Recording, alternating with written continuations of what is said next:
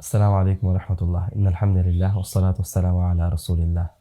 প্রিয় দিনী মুসলিম ভাই ও বোন, পৃথিবীর যে যে প্রান্ত থেকে দেখছেন আপনারা অবগত আছেন, আমি আব্দুর রহিম বিন আব্দুর রাজ্জাক দীর্ঘদিন থেকে গাজার অভ্যন্তরে ত্রাণ কার্যক্রম পরিচালনা করে আসছি এবং সময়ে সময়ে আমি সশরীরে নিজেও মিশরের অভ্যন্তরে যে সমস্ত বাস্তুহারা গাজার অধিবাসী আশ্রয় গ্রহণ করেছেন এবং বিভিন্ন মেডিকেল চিকিৎসাধীনরত অবস্থায় আছেন, তাদের কাছেও আমি গেছি এবং তাদের হাতে নগদ অর্থ সাহায্য সহযোগিতা, খাদ্য, ফুড বক্স বিভিন্ন সময় বিভিন্ন কিছু আমরা তুলে দিয়েছি। আমি নিজেও অসংখ্য ফিলিস্তিনিদের বাড়িতে গেছি, পরিদর্শন করেছি এবং আমাদের সাধ্য অনুযায়ী সহযোগিতা করেছি আলহামদুলিল্লাহ।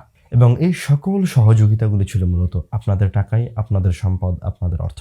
এখন আমরা রমজান মাসে উপস্থিত হয়েছি এবং আপনারা অবগত আছেন এখনও গাজার মানুষের অবস্থা বলা যায় আগের মতোই আছে। এতটুকু পার্থক্য যে তাদের উপর আগের মতো বোমা বর্ষণ হচ্ছে না এবং তুলনামূলক আমাদের ত্রাণ কার্যক্রম বিতরণ করা অনেকটা সহজ হয়েছে এবং মূল্য তুলনামূলক কিছুটা লাঘব হয়েছে। দিন মুসলিম ভাই বোন, রমাদান মাস আমলের মাস, রব্বুল আলামিনের ইবাদতের মাস, ক্ষমা নিয়ে বের হয়ে যাওয়ার মাস, আল্লাহর কাছ থেকে রমাদান মাস থেকে বের হওয়ার সময় জাহান্নাম থেকে মুক্তির সার্টিফিকেট নিয়ে বের হয়ে যাওয়ার মাস।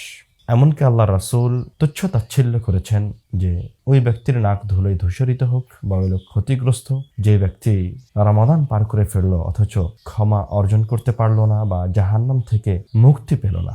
আর ইবাদতের মাঝে এবং জাহান্নাম থেকে মুক্তি পাওয়ার সবচেয়ে শক্তিশালী যেই মাধ্যম, অসংখ্য ইবাদত আছে কিন্তু সবচেয়ে শক্তিশালী যে মাধ্যম সেটা হচ্ছে দান।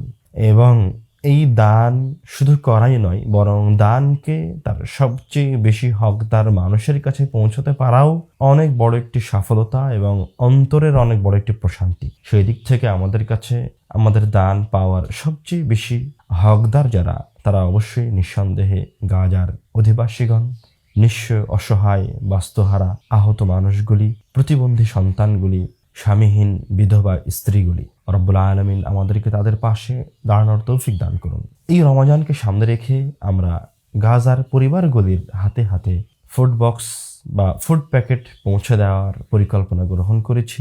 আজকেও গাজার অভ্যন্তরে ফুড প্যাকেট বিতরণ কার্যক্রম চলমান রয়েছে আলহামদুলিল্লাহ। এবং এই সমস্ত ফুড প্যাকেটগুলোর মাঝে প্রায় 10টি আইটেমের খাদ্যদ্রব্য থাকবে ইনশাল্লাহ, যেমন খেজুর, আসাল আসওয়াদ, চিনি, চা, বাসমতি চাউল, পাস্তা, জিবনা বা আপনার দুধ থেকে তৈরি যে আমরা ফ্যাটানো পনির বলি, এবং সাথে থাকবে টমেটো সস, তাহিনা এবং তেল।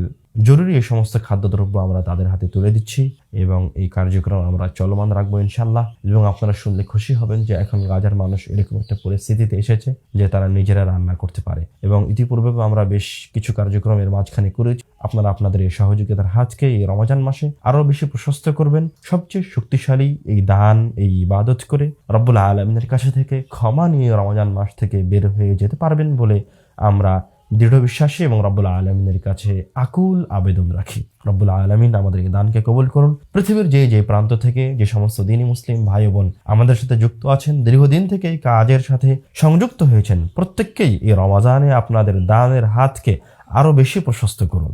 এই রমাদান মাসে একজন আহ্বানকারীকে নিযুক্ত করে রেখেছেন যে সকাল সন্ধ্যা সব সময় এই পৃথিবীবাসীকে আহ্বান করে বলছে।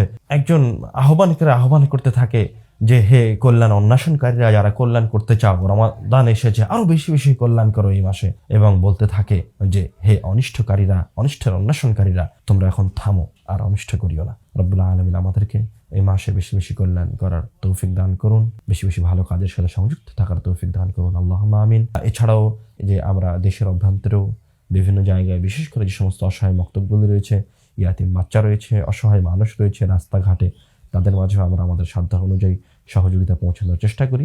সেগুলিতেও আপনারা অংশগ্রহণ করবেন ইনশাআল্লাহ। ওয়া তৌফিক ইল্লা বিল্লাহ। আসসালামু আলাইকুম ওয়া রাহমাতুল্লাহ।